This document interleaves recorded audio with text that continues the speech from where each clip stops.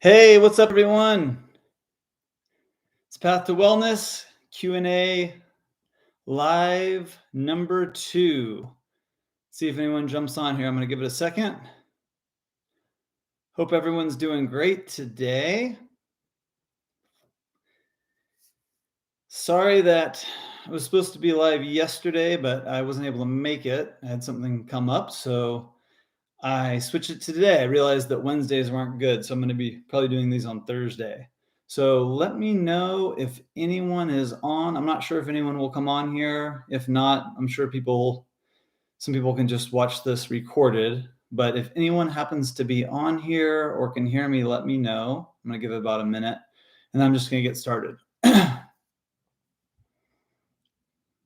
I'm not sure if anyone's on here. But that's okay. I'm just going to get started here. All right. So I'm just going to go over some more questions because I get a lot of questions, a lot of the same ones over and over. So I figured I might as well start making some videos about it live. And then if anyone happens to jump on here, you can always talk with me as well. But the first question I have here is, what about type 2 diabetes? Will a plant-based diet help? I've had that one a few times. And okay, it looks like there might be somebody on here. If you can hear me, let me know. Type in the chat if you can hear me. Oh, hey, Kevin, how's it going? Glad to see you. All right, so we'll just start with the first question. Type 2 diabetes, can a plant-based diet help? The answer is yes, absolutely. The plant-based diet can help with type 2 diabetes, and it's totally reversible. So there's a good book by Dr. Neal Barnard, and it is called Dr. Neal Barnard's Program for Reversing Diabetes. So that's a great book to read there. And then I know that Dr. McDougall helps a lot of people reverse diabetes as well, Dr. John McDougall. So whether or not you're going to go the raw vegan route or a cooked vegan route, that doesn't really matter because you can actually reverse diabetes either way. You're just not going to want to have too much fat in the diet.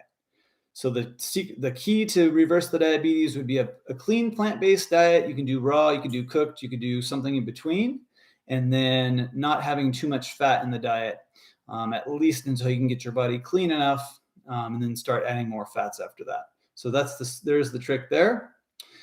And okay, another question here. Do I do nutritional breakdowns on Chronometer?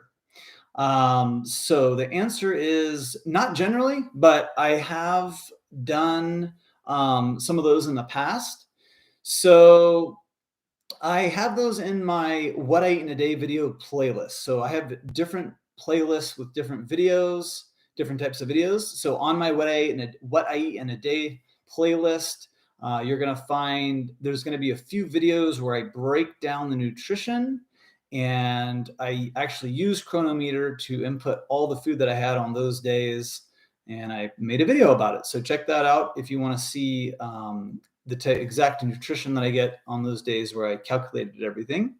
Generally, I don't even worry about it because I know that I'm getting enough, so it's not a problem. All right.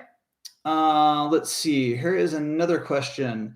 Do I have any tips for building muscle?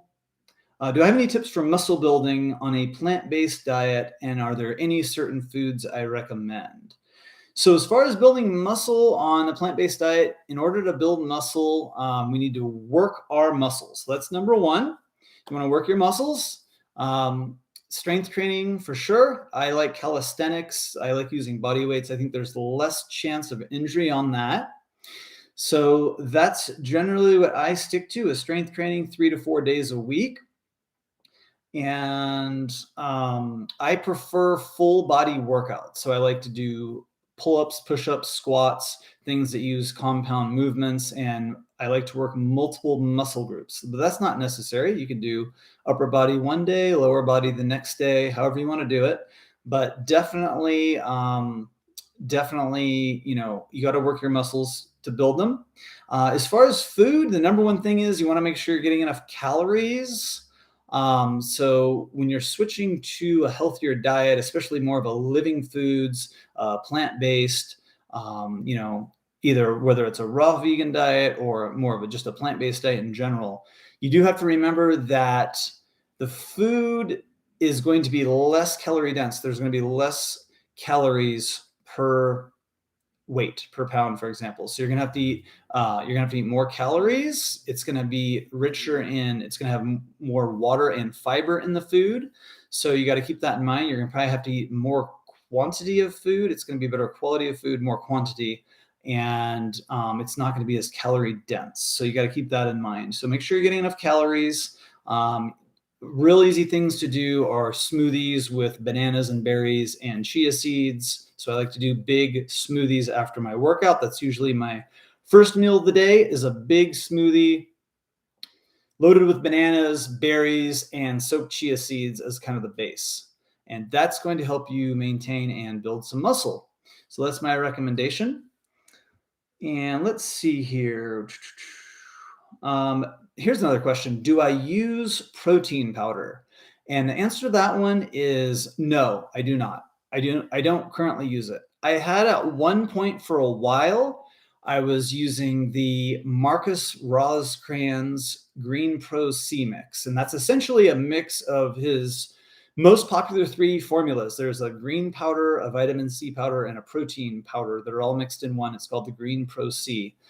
And I've since stopped using that. I don't think it's really necessary to take in that protein. So now I just get the green powder and the vitamin C powder, which are not as high in protein. And they're just basically dried plant foods. So rather than taking in all that extra protein, which I believe that too much protein is a burden on the body, burden on the organs, I just take in the green powder and the vitamin C powder, whole plant foods in the powder that are just really much more natural than taking extracted protein. So that is my opinion on that.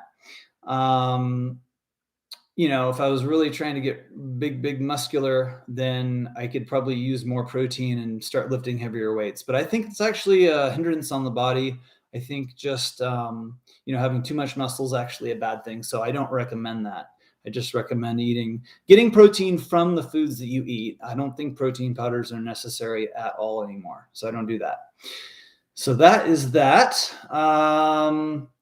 Yeah, so it looks like there's not so many people that came on here. Last time there was quite a few more people that were coming on. So I'm probably going to end up ending this one early today, and maybe I'll try again next Thursday. There'll be more questions, and then I'll maybe do a pre-video about it as well. So what I'll do is, if there's no one else here, then I'll come back next Thursday again looks like there is somebody on here. I'm not sure if that's Kevin or if that's somebody else.